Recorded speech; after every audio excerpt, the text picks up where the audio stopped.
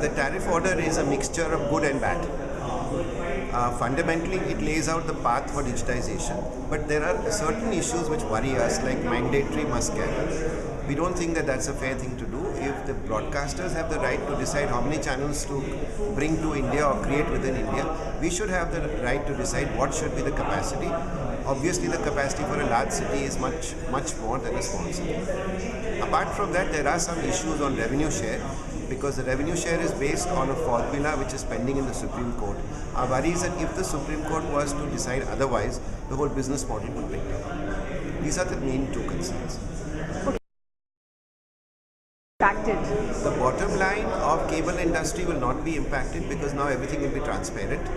What is possibly going to happen is that ultimately carriage fees, which is such a big hoo-ha today, will get replaced by a genuine pay channel ecosystem, but that is about 5 years away. In the current process, we have to digitalize about 100 million homes. Enormous sums of money are required, and no fiscal incentive, tax incentive, infrastructure incentive has been given by the government. We don't expect it in the near future.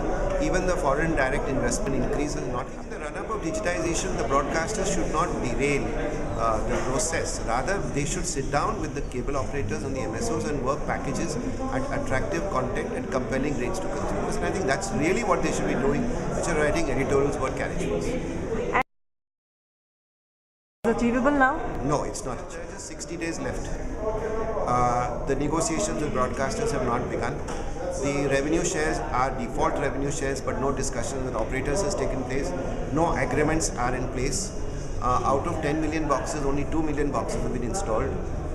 Many of those boxes, maybe 500,000 or more of those boxes, do not have smart cards. In other words, they don't talk to the conditional access system. They are vanilla digital set-top boxes. I think there is high time to have a reality check in the government. I'm sure this will be discussed in the next task force, and I'm sure government will fix a new date.